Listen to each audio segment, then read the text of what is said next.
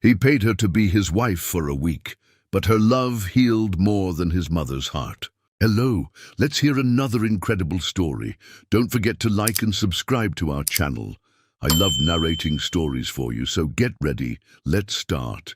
The coffee shop on Fifth Avenue buzzed with the usual morning chaos, but Monroe Hastings sat in the corner booth, staring at the crisp $100 bill placed deliberately beside her untouched latte. Across from her, Rowan Carlyle adjusted his expensive watch, a nervous habit she'd already noticed in the 15 minutes since he'd introduced himself. "Let me make sure I understand this correctly," Monroe said, her voice steady despite the absurdity of the situation. "You want to pay me $50,000 to pretend to be your wife for 1 week?" Rowan's jaw tightened. Even sitting down, his presence commanded attention, broad shoulders filling out a tailored navy suit, dark hair perfectly styled, and eyes the color of storm clouds. Everything about him screamed money and control, which made his current desperation all the more jarring. "My mother is dying," he said quietly, the words seeming to cost him something. "Pancreatic cancer. The doctors gave her 2 weeks, maybe 3 if we're lucky." Monroe's professional instincts kicked in. As an occupational therapist, she'd worked with countless families facing terminal diagnoses. She recognized the particular brand of helplessness that carved lines around his eyes, the way grief made even powerful men look lost. "I'm sorry," she said, and meant it, "but I still don't understand why you need a fake wife." Rowan's laugh held no humor. "Because Margaret Carlyle has spent the last 5 years asking me when I'm going to settle down and give her grandchildren. Because her biggest regret is that she'll die thinking I'm alone in the world. Because—" He paused, vulnerability flickering across his features before he shuttered it away. "Because I've been too much of a selfish bastard to actually find someone who could tolerate me long enough to make it real." The honesty in his admission caught Monroe off guard. She'd expected arrogance from someone willing to buy companionship, not this raw self-awareness. "Why me?" she asked. "You could hire an actress, someone more—" "More what? Beautiful? Sophisticated?" Rowan's gaze traveled over her face, taking in her auburn hair pulled back in a simple ponytail, her modest cardigan, the absence of expensive jewelry. "My mother taught kindergarten for 30 years before she married my father. She can spot fake from a mile away. She'd see right through some polished actress playing a role."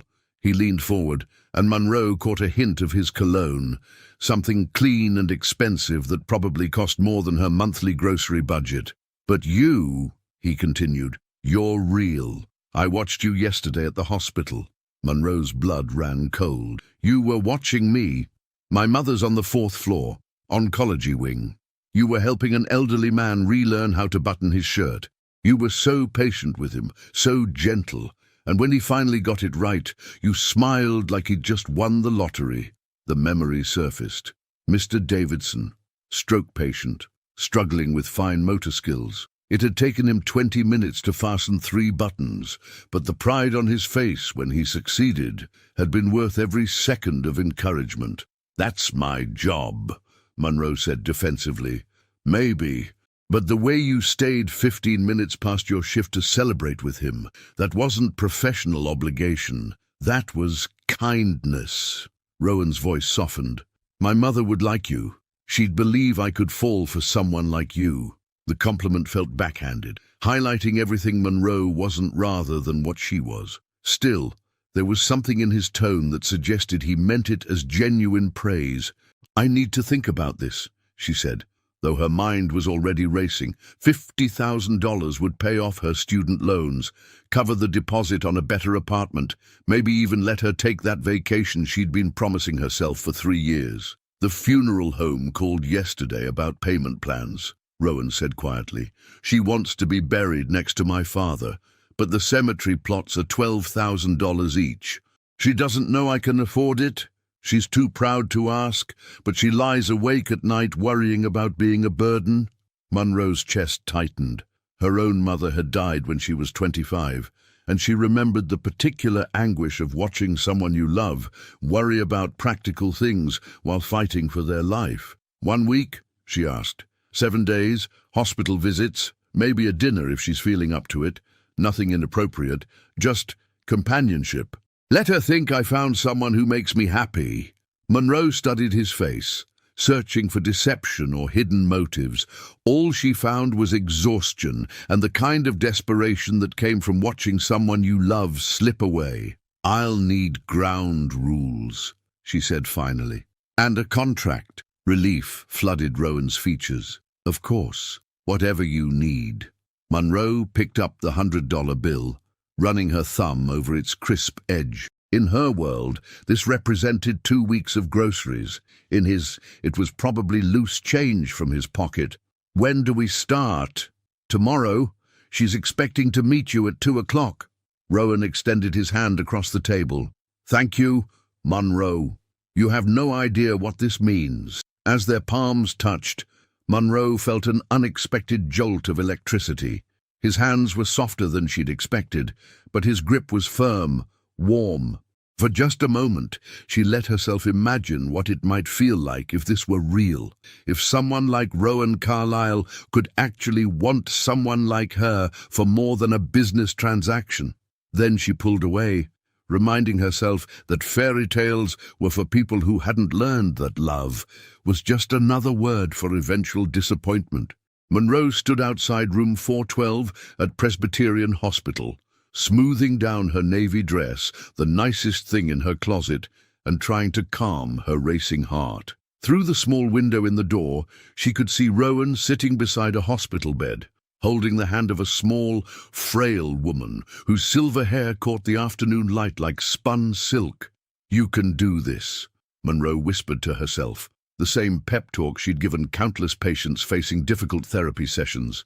It's just acting. You help people every day. This is just helping differently. She knocked softly and entered when Rowan looked up. His face transformed when he saw her, the stern businessman mask slipping away to reveal something softer, more vulnerable. For a moment, Monroe almost believed the warmth in his eyes was real. "Mom," Rowan said, standing and extending his hand toward Monroe. "I'd like you to meet Monroe." "Monroe, this is my mother, Eleanor Carlyle." Eleanor Carlyle was nothing like Monroe had expected. Despite the oxygen cannula and the hospital gown, she radiated a gentle strength that reminded Monroe achingly of her own mother. Her eyes, the same storm grey as Rowan's, sparkled with intelligence and unmistakable mischief. "So you're the young woman who finally tamed my stubborn son," Eleanor said, her voice weak but warm. She patted the edge of her bed.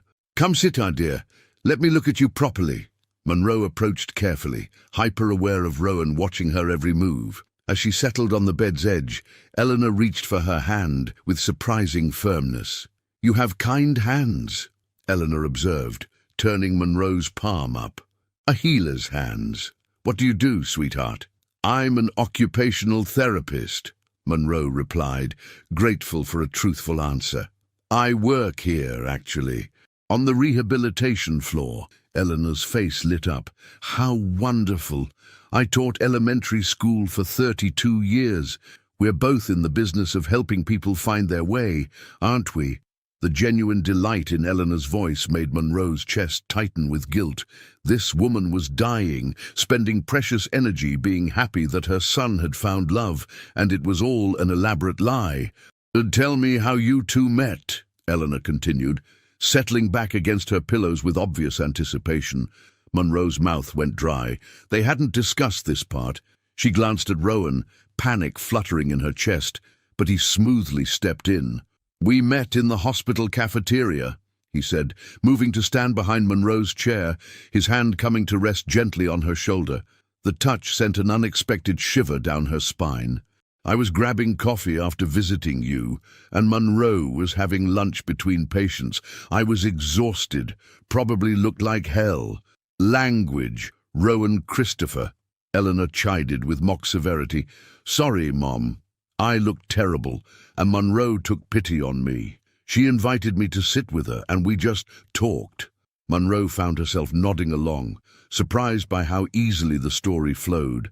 "He was so worried about you," she added, the truth of that statement making the lie feel less heavy. "He couldn't eat, couldn't sleep. I could see how much he loves you." Eleanor's eyes filled with tears. My boy always was too good at hiding his feelings. His father was the same way, thought showing emotion was weakness. She squeezed Monroe's hand. But love isn't weakness, is it, dear? No, Monroe whispered, thinking of her own parents, of the love that had sustained them through her father's long battle with addiction, through financial struggles, through her mother's eventual illness. Love is the strongest thing there is. Rowan's hand tightened almost imperceptibly on her shoulder, and Monroe wondered if he was thinking the same thing she was, that some of the most powerful truths emerge from the deepest deceptions. I have something for you, Eleanor said, reaching toward her bedside table. Rowan moved quickly to help her, producing a small velvet box. This was my mother's ring. She gave it to me when I married Rowan's father, and I've been saving it for the day my son found his person. Monroe's breath caught as Eleanor opened the box to reveal a delicate vintage ring, a small diamond surrounded by tiny sapphires, clearly old but lovingly maintained. Oh, I couldn't, Monroe began, but Eleanor was already reaching for her left hand. Nonsense. Family treasures belong with family. She slipped the ring onto Monroe's finger, where it fit as if it had been made for her. There. Perfect. Monroe stared at the ring, its weight both foreign and strangely comforting. The gold was warm against her skin, and the small stones caught the light with every movement of her hand. Mom, are you sure? Rowan asked, his voice rough with emotion. More sure than I've been about anything in a long time, Eleanor replied firmly. This girl loves you, Rowan. I can see it in the way she looks at you, the way she talks about you. And miracles of miracles. You love her back. Monroe's heart hammered against her ribs. If Eleanor could see love that wasn't there, what did that say about Monroe's ability to hide her growing feelings? Because somewhere between yesterday's coffee shop conversation and this moment, sitting beside a dying woman who welcomed her like family, something had shifted. Thank you, Monroe managed, her voice barely above a whisper. It's beautiful. Eleanor smiled and closed her eyes, suddenly looking every one of her 73 years. I think I'll rest now, but you two come back tomorrow, won't you? Of course, Rowan said, bending to kiss his mother's forehead. We'll be here. As they left the room together, Monroe twisted the ring around her finger, already dreading the moment she'd have to give it back. The elevator descended in uncomfortable silence, the weight of Eleanor's ring heavy on Monroe's finger. She twisted it nervously, the unfamiliar metal cool against her skin. Beside her, Rowan stared at the floor numbers, his jaw tight with an emotion she couldn't read. That went well, Monroe said finally, her voice echoing strangely in the small space. Too well. Rowan's response was clipped, distant. She gave you her mother's ring, Monroe. That ring was supposed to go to my real wife someday. The word real hit Monroe like a physical blow. She'd almost forgotten that none of this was genuine, that she was just playing a part in someone else's family drama. The ring suddenly felt like it was burning her finger. I tried to refuse it, she said defensively. But she insisted, and I didn't want to hurt her feelings. I know. Rowan ran a hand through his hair, messing up its perfect style. It's not your fault. I didn't expect her to get so attached so quickly. The elevator doors opened onto the hospital's main floor, and they walked toward the exit in continued silence. Outside, the October air carried the crisp promise of winter, and Monroe pulled her thin cardigan tighter around her shoulders. Here, Rowan said, shrugging out of his expensive suit jacket. Before Monroe could protest, he draped it around her shoulders, his hands lingering for just a moment longer than necessary. The jacket smelled like him, that clean, expensive scent she'd noticed yesterday, mixed with something warmer, more personal. Monroe tried to ignore how right it felt, how the weight of it made her feel protected rather than overwhelmed. Thank you, she murmured, then looked up to find him watching her with an unreadable expression. What? You were good in there. Natural. I almost believed it myself. Something in his tone made her heart skip. That's the point, isn't it? To be believable. Yes, but... Rowan stepped closer, close enough that Monroe had to tilt her head back to meet his eyes. When you told her that love is the strongest thing there is, You meant it. That wasn't acting. Monroe's cheeks flushed. I was thinking about my parents. They loved each other through everything. Addiction, poverty, illness. Even when my father was at his worst, struggling with alcohol, my mother never gave up on him. And when she got sick, her voice caught, he took care of her until the very end. That's real love. What happened to them? Dad died in a car accident when I was 22. Drunk driver, ironically. Mom had breast cancer, diagnosed 6 months later. She always said the stress of losing him made her sick, but I think she just couldn't bear to be without him for very long. Rowan's expression softened. How old were you when she died? 25. Old enough to be on my own, young enough to feel completely lost. Monroe wrapped his jacket tighter around herself, using it as armor against the memories. I had no siblings, no extended family to speak of. The hospital social worker helped me figure out the funeral arrangements, the paperwork. I remember thinking how strange it was to become an orphan as an adult. I'm sorry, Rowan said quietly. I had no idea. Why would you? We're strangers playing house for a week. The words came out sharper than Monroe intended, and she saw Rowan flinch. Are we? He asked. Strangers, I mean, because sitting in that room with you and my mother, it didn't feel like pretending. Monroe's breath caught. Rowan, I know this is complicated, he continued, stepping even closer. I know we agreed this was just business, but the way you looked at her, the way she responded to you. God, Monroe, I haven't seen my mother that happy in months. Because she thinks we're in love, Monroe reminded him, though her voice lacked conviction. She thinks this is real. Maybe it could be. The words hung between them like a challenge. Monroe stared up at him, searching his face for any sign that he was joking or manipulating her. All she found was the same vulnerability she'd glimpsed yesterday in the coffee shop. Raw, honest, terrifying. You don't know me, she whispered. You don't know what I've been through, what I'm capable of. You hired me because I'm safe, forgettable, not because you actually want me. You're wrong. Rowan's hand came up to cup her cheek, his thumb brushing across her skin with heartbreaking gentleness. You're the least forgettable person I've ever met. And as for not knowing you, he smiled sadly. I know you stayed late to celebrate with a patient over 3 buttons. I know you choose truth even when lies would be easier. I know you understand love in a way I never have. Before Monroe could respond, before she could think or second-guess or protect herself, Rowan lowered his head and kissed her. It was soft at first, tentative, giving her every opportunity to pull away. But Monroe found herself leaning into him instead, her hands fisting in his shirt as he deepened the kiss. He tasted like coffee and possibility, like the kind of dreams she'd stopped allowing herself years ago. When they finally broke apart, both breathing hard, Monroe realized they weren't alone. A small crowd had gathered on the sidewalk, some people smiling at the romantic scene, others holding up phones. Oh no, Monroe breathed, recognizing the flash of camera phones. Rowan, people are taking pictures. He followed her gaze, his face paling as he spotted the phones aimed in their direction. Shit, I'm sorry, I didn't think. But it was too late. Monroe could already imagine the photos spreading online, their private moment becoming public property. The fake marriage was about to become very, very real in the eyes of the world. Monroe's phone buzzed incessantly on her kitchen counter as she paced her tiny apartment, still wearing Rowan's jacket from the day before. She'd been ignoring the notifications for 3 hours, but they kept coming. Texts, calls, social media alerts that made her stomach churn with anxiety. Monroe, you need to see this.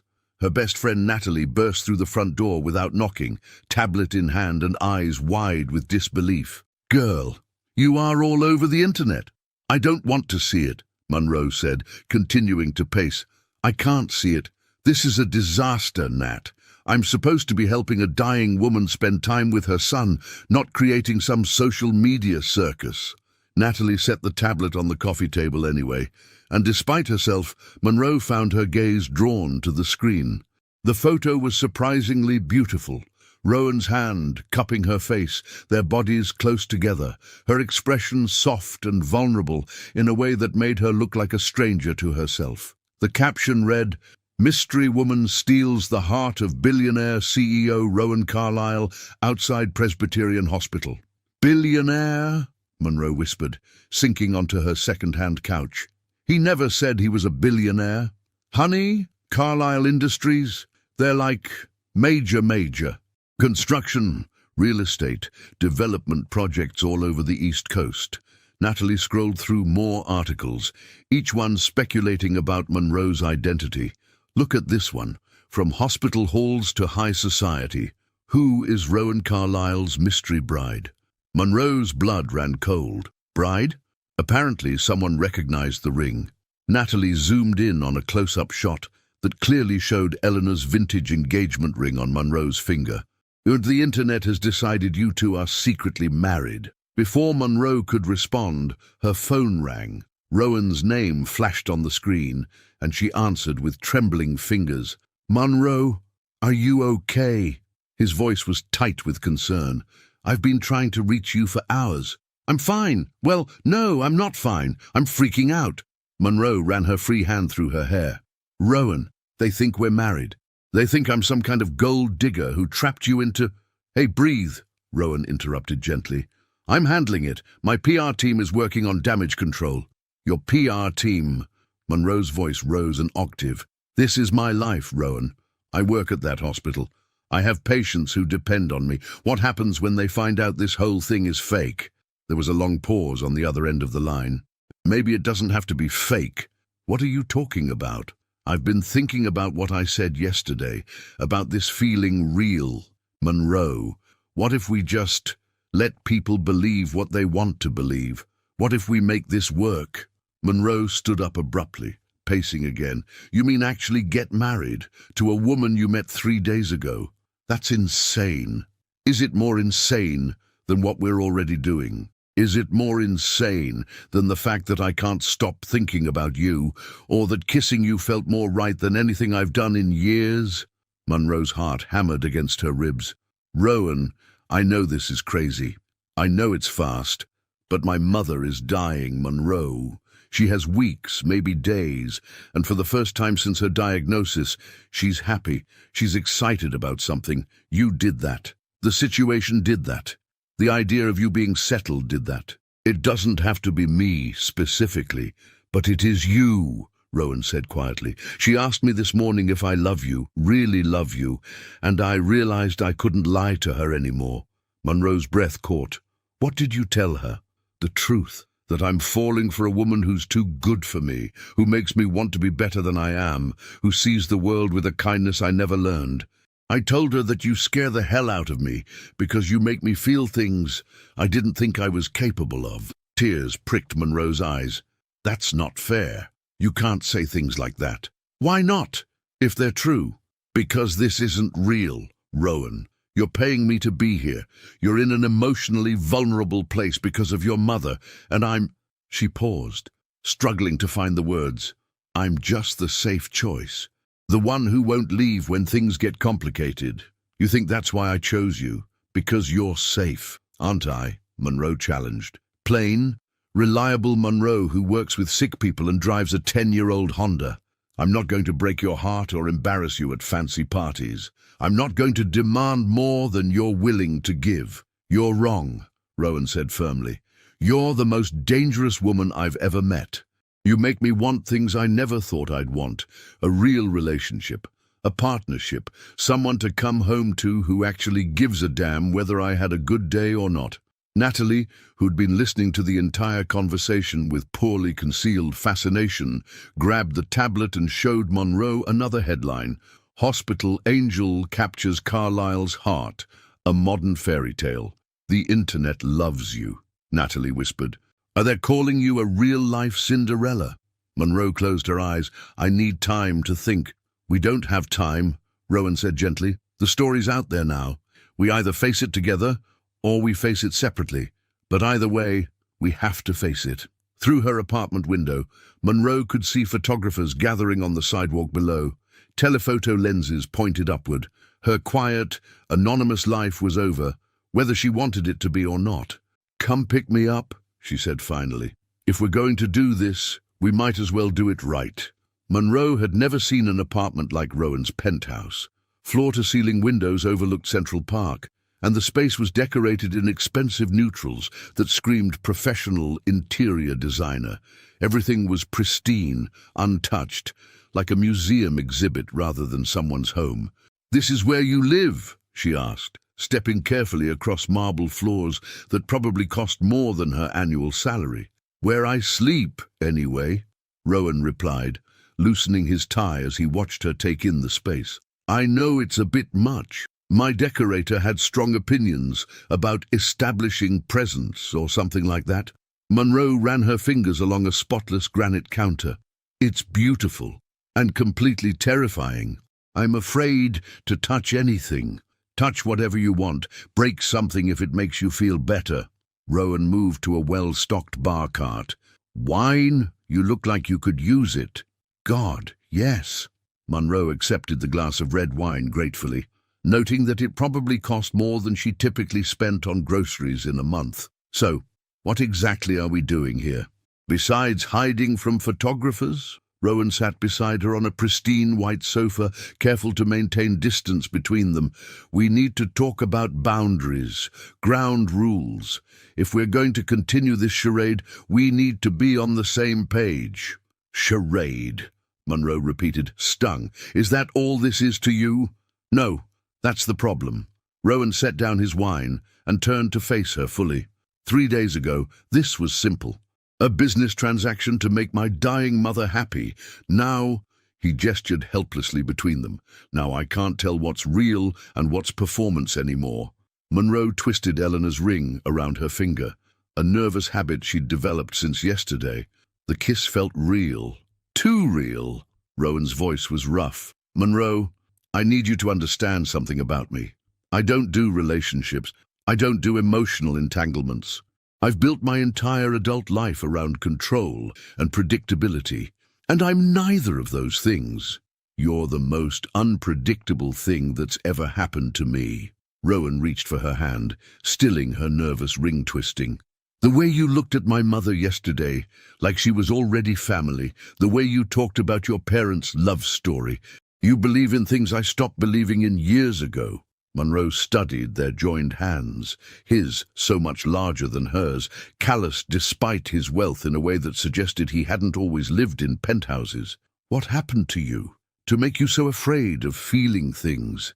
Rowan was quiet for so long that Monroe thought he wouldn't answer. When he finally spoke, his voice was barely above a whisper. "My father left when I was 12. Just walked out one day without explanation.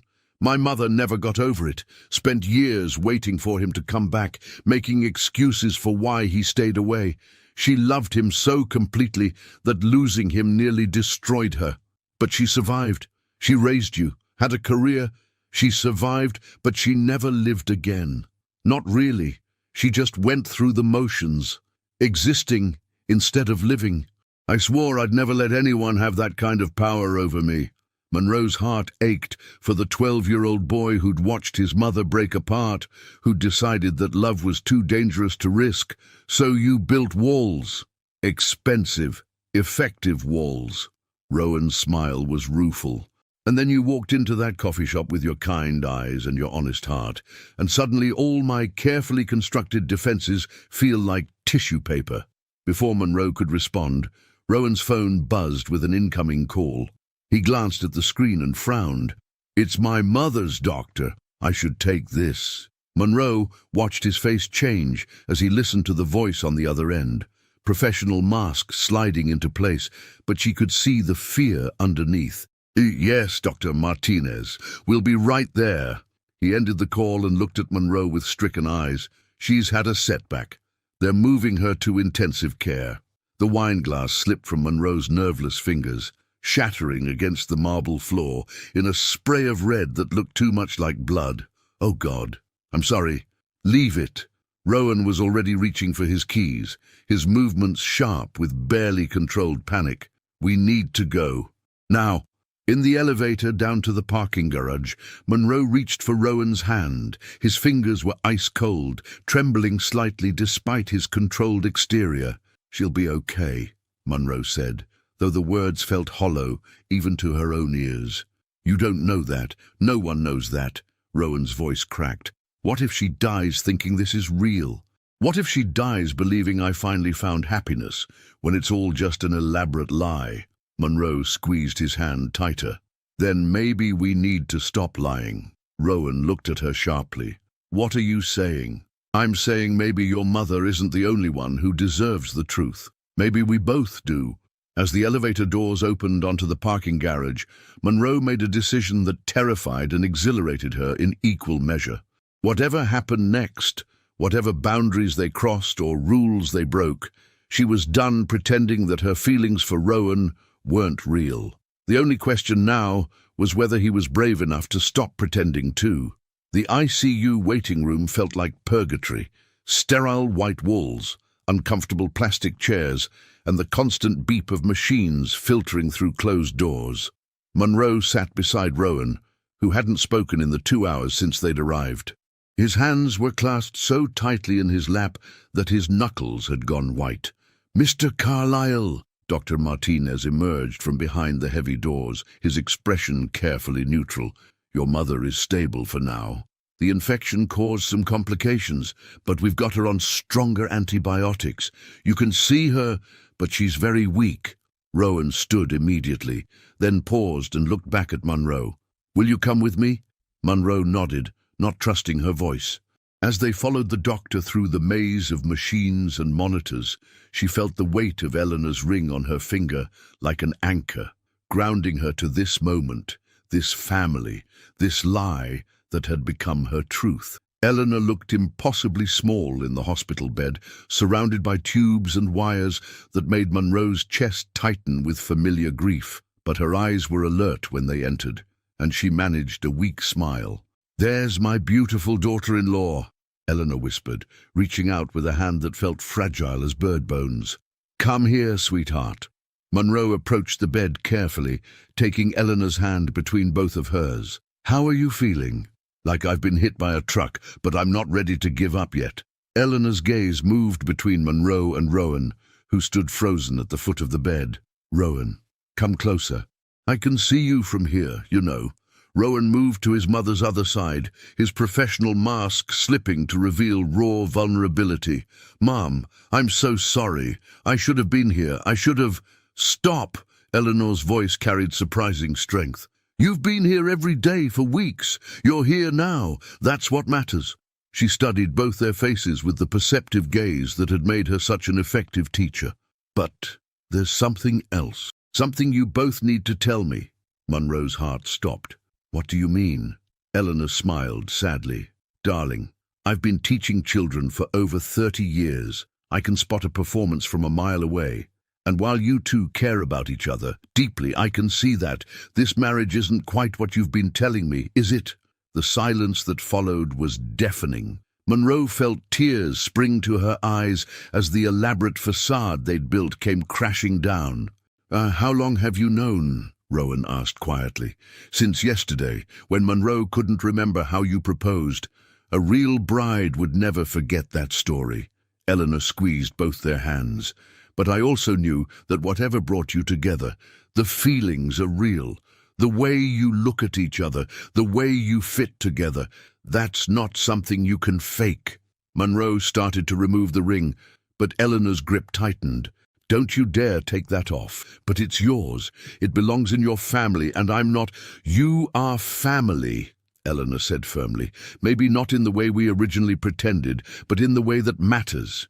You've brought my son back to life, Monroe. For months, he's been going through the motions, visiting me out of duty. But with you—" She looked at Rowan with tears in her eyes. "With you, he smiles again. He hopes again." Rowan's voice was rough with emotion. "Mom, I wanted to tell you. I was just so afraid—" "Of what?" "That I'd be disappointed. That I'd judge you for wanting to make an old woman happy in her final days." Eleanor shook her head. "Oh, my stubborn boy. Don't you know that the fact you cared enough to try tells me everything I need to know about the man you've become? But the lie, Monroe began, the lie brought you two together. Sometimes the best things come from the most unexpected places. Eleanor's breathing was becoming labored, but she pushed on. I want to ask you both something, and I want honest answers. Monroe, do you love my son? Monroe's breath caught. She looked at Rowan, seeing her own fear and hope reflected in his storm-grey eyes. Yes, she whispered, I do. And Rowan, do you love this remarkable woman? Rowan's hands trembled as he reached across the bed to touch Monroe's face. More than I thought possible. More than I knew how to. Eleanor smiled through her tears. Then, here's what we're going to do. Tomorrow, when I'm feeling stronger, you're going to have a real wedding, right here in this hospital, with the chaplain and whatever family and friends you can gather. Because life is too short, and love is too precious to waste on technicalities. Mom, you need to rest. We don't need to. We absolutely need to. Eleanor's voice carried the authority of someone who had spent decades getting children to listen. I may not have much time left, but I have enough time to see my son marry the woman who makes him whole. And Monroe? She turned to face her directly. I may not have given birth to you, but you're my daughter now. That ring stays exactly where it belongs. As if summoned by the emotional intensity of the moment, a nurse appeared to check Eleanor's vitals. I'm sorry, but visiting hours are over. Mrs. Carlyle needs her rest. Eleanor squeezed their hands one final time. Tomorrow, 2 o'clock. Don't you dare disappoint me. As they left the ICU, Monroe felt as if her entire world had shifted on its axis. In the elevator, Rowan suddenly pulled her into his arms, holding her tight against his chest. She's right, you know, he murmured into her hair, about everything. I do love you, Monroe. Completely, terrifyingly, real. I love you too, she whispered back. But are we really going to get married tomorrow? Rowan pulled back to look at her, his eyes bright with a mixture of fear and determination. Only if you want to. Only if you're sure. Monroe thought about everything that had brought them to this moment, the desperate proposal, the dying mother's wish, the viral photographs, the lies that had become truth. It was insane, impractical, and completely unlike her careful, controlled life. Yes, she said, let's get married.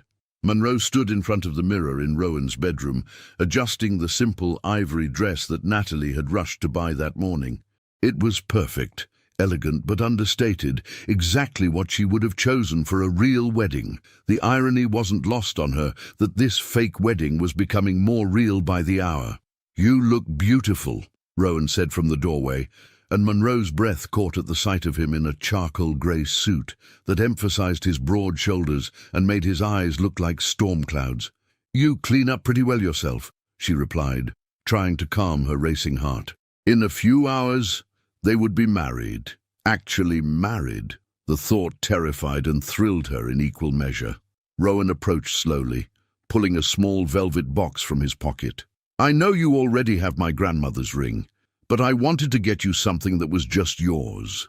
Something that marks this as our beginning, not just continuing someone else's story. Inside the box was a delicate wedding band, white gold set with tiny diamonds that caught the afternoon light like stars. It was perfect, not ostentatious, but clearly expensive, chosen with care and attention to her taste. Rowan, it's beautiful, but you didn't need to. I wanted to.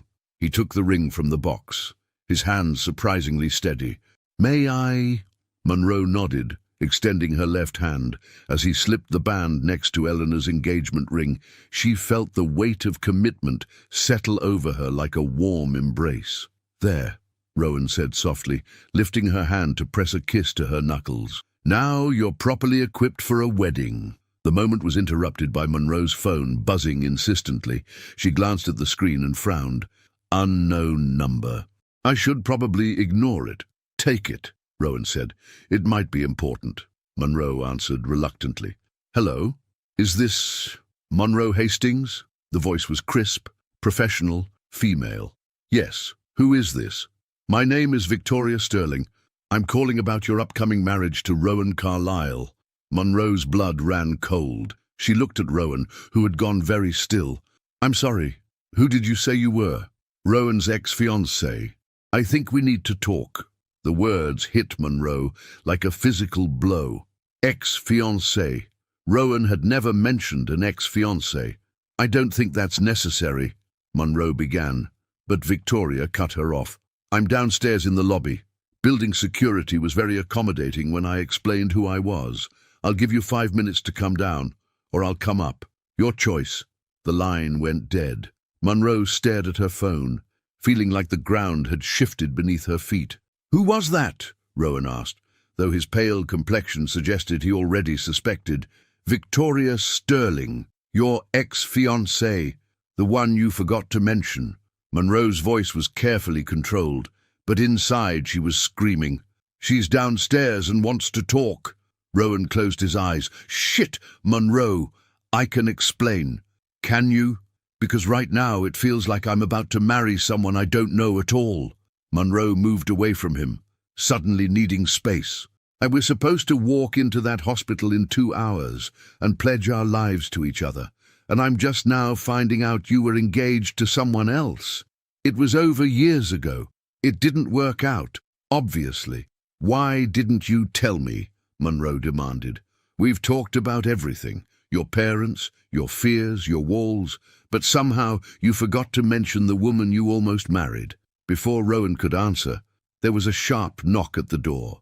Monroe looked through the peephole and saw a tall blonde woman in an expensive coat, perfectly put together in the way that screamed old money and social connections. Let me handle this, Rowan said, moving toward the door. No. Monroe's voice was firm. If I'm going to marry you in 2 hours, I need to know what I'm getting into. All of it. She opened the door to find Victoria Sterling even more polished in person, beautiful in a cold, untouchable way that made Monroe acutely aware of her own modest dress and simple styling. Hello, Rowan, Victoria said, stepping into the apartment without invitation. You look well. Marriage suits you, apparently. Victoria, what do you want? Rowan's voice was ice cold.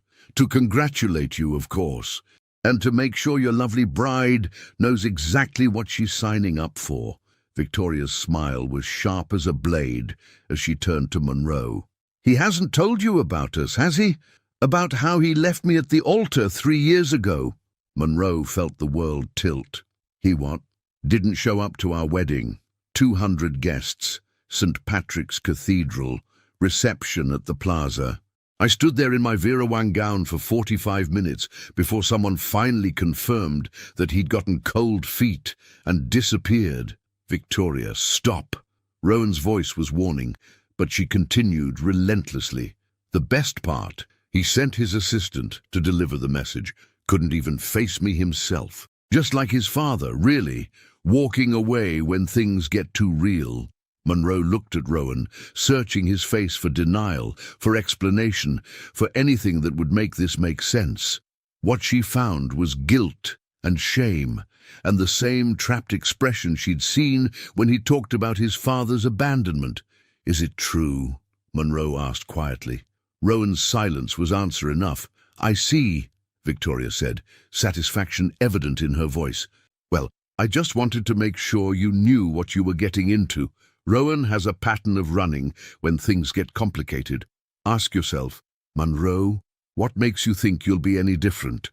She swept toward the door, then paused. Oh, and congratulations on the engagement ring. I picked it out myself 3 years ago. It was supposed to be mine. The door closed behind her with a soft click, leaving Monroe and Rowan staring at each other across a chasm that felt impossible to bridge. Monroe, Rowan began, his voice breaking. Please let me explain. But Monroe was already backing away. Eleanor's ring, Victoria's ring, burning on her finger like a brand. I need some air. I need to think. Don't go, please. Not like this. Monroe paused at the door, her hand on the handle. Ududus, your mother is expecting us at the hospital in 2 hours for our wedding. You need to decide if you're going to show up this time. The door closed behind her, leaving Rowan alone with the wreckage of his past and the uncertain future of his heart. Monroe sat on a bench in Central Park, staring at the engagement ring on her finger as tears blurred her vision. The afternoon sun felt cold against her skin, and she pulled Rowan's jacket, which she'd unconsciously grabbed on her way out, tighter around her shoulders. "I thought I might find you here." Natalie's voice was gentle as she approached, carrying 2 cups of coffee from the cart nearby. Rowan called. "He's been looking everywhere for you." "He told you what happened?" Monroe accepted the coffee gratefully, wrapping her cold hands around the warm cup. "About Victoria." "About the altar thing." Natalie settled beside her on the bench. "Yeah, also about how he's been sitting outside your apartment building for the last hour, too scared to come up because he thinks you hate him." Monroe laughed bitterly. "I don't hate him. I hate that I was stupid enough to believe this could work." "Were you stupid? Or were you brave enough to try something that scared you?"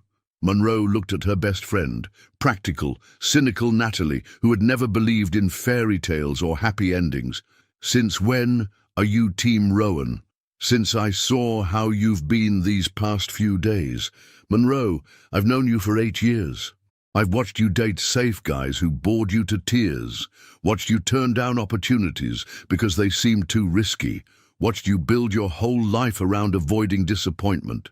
Natalie paused, studying Monroe's face. "But with Rowan, you're different. You're alive in a way I've never seen before. He left another woman at the altar." "Nat, what makes me think he won't do the same to me?" "Because you're not Victoria Sterling. And more importantly, he's not the same man he was 3 years ago." Monroe shook her head. "You don't know that." "Don't I? The man who left Victoria at the altar. Would he have spent weeks visiting his dying mother every day? Would he have hired someone to make her happy in her final days? Would he have opened up about his childhood trauma to someone he'd known for 3 days? Before Monroe could answer, her phone buzzed. Eleanor's name appeared on the screen, and Monroe's heart clenched. She'd been so wrapped up in her own drama that she'd forgotten about the dying woman who was expecting to witness a wedding in an hour. "Mrs. Carlyle?" Monroe answered, dreading the conversation. "Monroe, dear, where are you? The chaplain is here and we're all ready. But Rowan is pacing like a caged animal and won't tell me what's wrong." Monroe closed her eyes. "I'm sorry. There's been a complication. I don't think... Did that Sterling woman contact you?" Eleanor's voice was sharp with understanding. Monroe's breath caught. "You know about Victoria." "Sweetheart, I've known about Victoria for 3 years. I also know exactly why my son ran from that wedding, and it had nothing to do with not loving her." "What do you mean?" Eleanor's voice softened. "Victoria's father and Rowan's father were business partners. The engagement was as much about merging companies as it was about love. Rowan felt trapped, manipulated into a relationship that served everyone's interests except his own heart." Monroe felt something shift in her chest. "He never said, because he's ashamed. He thinks running makes him weak like his father.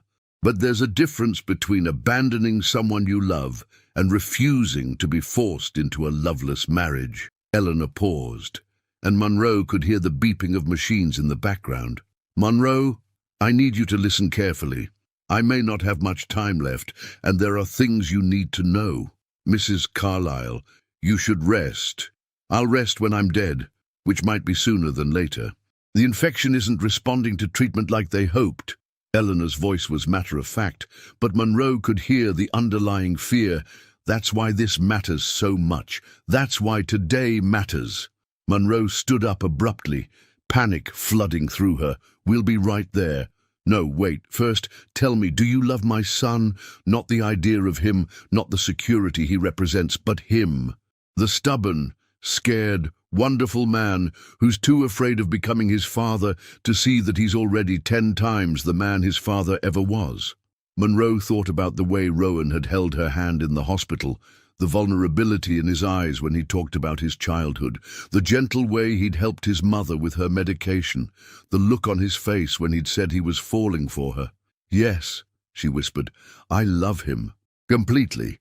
Then come to this hospital and marry him, not because it's what I want, though I do want it, but because love like yours doesn't come around twice in a lifetime, and if you let fear win, you'll regret it for the rest of your days." The line went quiet, except for the sound of Eleanor's labored breathing. "Mrs. Carlyle, are you okay?" "Just tired, sweetheart. So very tired. But I'm going to hold on long enough to see you two make this official. Now stop wasting time and go find my son." After Eleanor hung up, Monroe sat staring at her phone, her mind racing. Natalie watched her carefully. What did she say? That I'm an idiot for sitting here feeling sorry for myself instead of fighting for what I want. Monroe stood up, squaring her shoulders with newfound determination. And that if I don't get to that hospital right now, I'm going to lose the best thing that ever happened to me. Now that, Natalie said with a grin, sounds like the Monroe I know and love. Come on, let's go get you married. As they hurried toward the street to catch a taxi, Monroe felt Eleanor's ring settle comfortably on her finger, not as a symbol of someone else's failed love story, but as a bridge between the past and a future she was finally brave enough to claim. The only question now was whether Rowan would be there waiting for her, or if his fear would win once again. Monroe burst through the hospital doors at 1:47 p.m., her heart pounding as she raced toward the elevators. Natalie struggled to keep up, clutching a bouquet of white roses they'd grabbed from the hospital gift shop. "Slow down," Natalie called. "You're going to trip in those heels." But Monroe couldn't slow down. Eleanor's words echoed in her mind, about love not coming around twice in a lifetime, about not letting fear win. She'd spent too many years playing it safe, choosing security over possibility. Not today. The elevator seemed to take forever. When the doors finally opened on the 4th floor, Monroe stepped out to find chaos. Nurses were rushing in and out of Eleanor's room, and she could hear the urgent beeping of machines. "Monroe!" Rowan appeared from around the corner, his face a mask of controlled panic. His hair was disheveled, his tie askew, and his eyes were red-rimmed with exhaustion and fear. "Thank God you're here. What's happening?" "Is she?" "She's stable, but barely. They had to intubate her 20 minutes ago." Rowan's voice cracked. "The infection spread faster than they expected. The doctors, they don't think she has much time." Monroe's heart shattered. "Or can we see her? One at a time, for just a few minutes. She's sedated, but they think she can still hear us." Rowan looked at Monroe with desperate eyes. "She keeps asking for you. Even unconscious, she's been mumbling your name." Dr. Martinez approached them, his expression grave. "Mr. Carlyle, I'm sorry to interrupt, but we need to discuss your mother's wishes. The living will she signed." "Not now," Rowan said firmly. "Give us 5 minutes." Monroe took Rowan's hand, intertwining their fingers. "Rowan, look at me." When his panicked gaze met hers, she continued, "Whatever happens, we face it together. Okay?" "I thought you were gone," he whispered. "When you left, I thought I'd lost you the same way I lost everything else that mattered. I'm here. I'm not going anywhere." Monroe cupped his face with her free hand. "But I need you to promise me something. I need you to promise that you won't run anymore. Not from this, not from us, not from the hard things that matter." Rowan leaned into her touch. "I can't promise I won't be scared. I can't promise I won't mess up. I'm not asking for perfection. I'm asking for honesty. For you to stay and fight for us when things get difficult, instead of disappearing when it gets too real. I want to, God, Monroe, I want to so badly it terrifies me." Monroe smiled through her tears. "Good. Terrified means it matters." A nurse emerged from Eleanor's room, nodding to them. "She's asking for both of you, but please, just a few minutes." They entered the room hand in hand. Eleanor looked impossibly fragile against the white hospital bedding, but her eyes were alert when she saw them. The breathing tube prevented her from speaking, but she managed to lift one weak hand.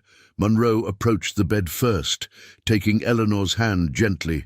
"We're here, both of us." Eleanor's eyes moved to Rowan, then back to Monroe, then to their joined hands.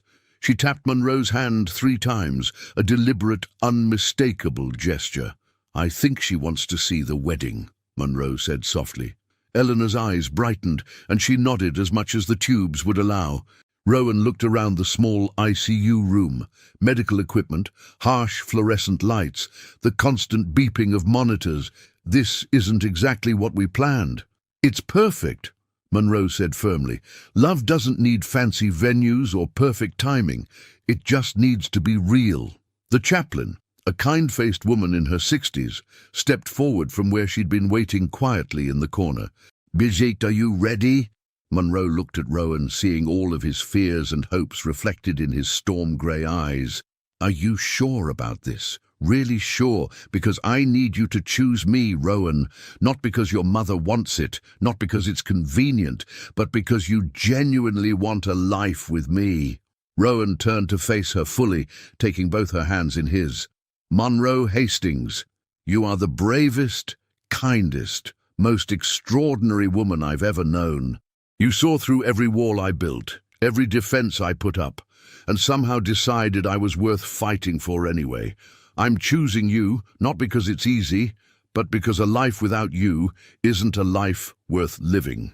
He dropped to one knee right there in the ICU, pulling out the simple gold band they'd bought that morning. "I know we already have rings. I know this is unconventional, but I need to ask you properly. Will you marry me? Not as part of some arrangement or charade, but as the woman I love with everything I have." Monroe's tears flowed freely now. "Yes, yes, absolutely, yes." As Rowan slipped the ring onto her finger, Eleanor squeezed Monroe's other hand with surprising strength. When Monroe looked at her, Eleanor's eyes were bright with tears of joy. The chaplain smiled. "Now then, let's begin." The ceremony was simple.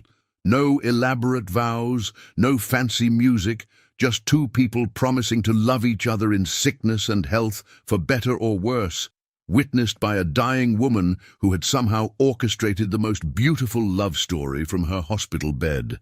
When the chaplain pronounced them husband and wife, Rowan kissed Monroe with a tenderness that spoke of forever, and Eleanor, despite the breathing tube and the failing body, managed to clap her hands together 3 times. Weak but unmistakable applause for the love she'd helped create. "I love you, Mrs. Carlyle," Rowan whispered to Monroe as they pulled apart.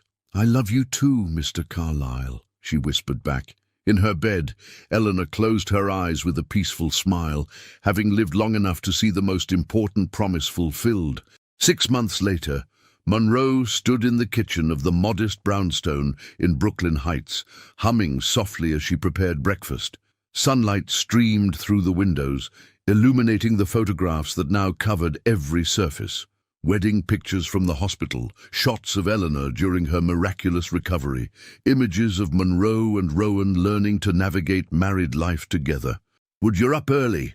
Rowan's voice was rough with sleep as he appeared in the doorway, hair tousled and wearing the faded NYU t-shirt she'd bought him to replace his collection of expensive pajamas. "Someone has to feed you before you turn into a grumpy businessman," Monroe teased, standing on her toes to kiss him good morning. Even after 6 months, the simple domesticity of it still made her heart flutter. "I was never grumpy," Rowan protested, wrapping his arms around her waist and nuzzling her neck. "I was focused." "You were impossible," Monroe corrected, but she melted into his embrace anyway. "Eleanor agrees with me." At the mention of his mother, Rowan's face lit up with the wonder that still appeared whenever they talked about Eleanor's recovery. Against all medical expectations, Eleanor had rallied after their wedding. The infection cleared, her strength returned, and she'd been released from the hospital 3 weeks later. The doctors called it miraculous. Eleanor called it the power of witnessing true love. "Speaking of my mother," Rowan said, releasing Monroe to pour himself coffee from the pot she'd prepared. "She called last night while you were at Natalie's. She wants to know if we're still coming to Sunday dinner." "Of course we are. We haven't missed a Sunday since she got out of the hospital." Monroe flipped the pancakes she was making, Rowan's favorite, though he'd never admit to having such a simple preference. "Besides, she's making her famous pot roast. I wouldn't dare disappoint her." Rowan smiled at that. The relationship between Monroe and Eleanor had only deepened since the wedding. Eleanor had moved into a senior living community that specialized in cancer recovery, and Monroe visited her twice a week, sometimes alone, sometimes with Rowan. They'd developed their own relationship, independent of Rowan, built on shared love of terrible reality TV shows and Eleanor's stories about Rowan's childhood. "Ah, she's going to ask when we're giving her grandchildren again," Rowan warned, settling at the small kitchen table they'd bought to replace his formal dining set. "Let her ask. Maybe this time I'll tell her we're practicing very hard at it," Monroe said with a mischievous grin that made Rowan nearly choke on his coffee. "You wouldn't dare. Try me." Their easy banter was interrupted by Monroe's phone buzzing with a text message. She glanced at it and frowned. "What is it?" Rowan asked, noting her expression. "It's from the hospital. They want to interview me for a promotion, head of the rehabilitation department." Monroe set down her spatula, suddenly nervous. It would mean more responsibility, a significant pay raise, but also longer hours and more administrative work. Rowan studied her face carefully. "What do you want to do?" "I don't know. The old me would have said yes immediately. More security, better benefits, a clear path forward." Monroe sat across from him, fidgeting with her wedding rings. Both Eleanor's vintage engagement ring and the simple band Rowan had given her. "But I love working directly with patients. I love being hands-on, helping people rebuild their lives." "Then don't take it," Rowan said simply. Monroe blinked. "Just like that. Just like that. Monroe, you don't need that job for security anymore. We're secure. Take the job if it excites you, if it challenges you in ways you want to be challenged. But don't take it because you're afraid of what might happen if you don't." It was advice the old Rowan never could have given. Permission to choose heart over practical safety. Marriage had changed them both. Rowan had learned to trust in love's permanence, while Monroe had learned that security could come from partnership rather than individual achievement. "I think I want to stay where I am," Monroe said slowly. "Maybe ask about expanding the program instead, bringing in more resources for patients transitioning back to independent living." "That sounds perfect, and very you." Monroe reached across the table to take his hand. "What about you? Any regrets about scaling back at the company?" Rowan had shocked everyone, including himself, by stepping back from the day-to-day operations of Carlyle Industries. He still maintained oversight as CEO, but he'd hired a president to handle daily management, giving himself the freedom to spend evenings at home and weekends with family. "Only that I waited so long to do it." Rowan brought her hand to his lips, pressing a soft kiss to her knuckles. "Turns out the company runs fine without me micromanaging every decision. Who knew?" "Eleanor knew. She told me once that your father's biggest mistake wasn't leaving. It was never being present, even when he stayed." "Wise woman, my mother." Rowan's expression grew serious. "Monroe, I need to tell you something. I've been thinking about the future a lot lately." Monroe's heart skipped. "What kind of future?" "The kind where we turn the spare bedroom into a nursery. The kind where we teach our kids to be brave enough to choose love over fear, the way you taught me." Rowan's voice was soft but steady. "I know we haven't talked about it much, but I want a family with you. Not because my mother wants grandchildren or because it's expected, but because I want to build something beautiful with you." Tears pricked Monroe's eyes. "I want that too. All of it." "Good," Rowan said, standing and pulling her into his arms. "But because I was thinking we could start practicing right now." "Rowan Carlyle." Monroe laughed. "It's 7 in the morning. Best time of day," he said solemnly, then broke into the boyish grin that still made her knees weak. "Besides, we have 6 months of marriage to celebrate, a beautiful Sunday ahead of us, and pancakes that can be reheated." As Rowan swept her toward the bedroom, Monroe caught sight of their reflection in the hallway mirror. Her in his old t-shirt and pajama pants, him in wrinkled sleep clothes, both of them laughing and completely, utterly happy. It wasn't the life she'd planned. It was better. Outside, Brooklyn was waking up around them, The sound of neighbors starting their days, children playing in nearby parks, the distant hum of the city that had brought them together. But inside their home, Monroe and Rowan had found something rarer than all the wealth or security in the world. They'd found love that chose to stay, to grow, to build something lasting from the beautiful mess of two broken hearts learning to beat as one. And in a senior living facility across town, Eleanor Carlyle smiled as she looked at the wedding photo on her nightstand, knowing that sometimes the best love stories begin with the smallest acts of faith and the courage to believe that happy endings are worth fighting for. The end. What if you were Eleanor, Rowan's mother, and discovered that your son's marriage was a fake arrangement created just to make you happy in your final days? Would you be hurt by the lie or grateful for such a loving gesture?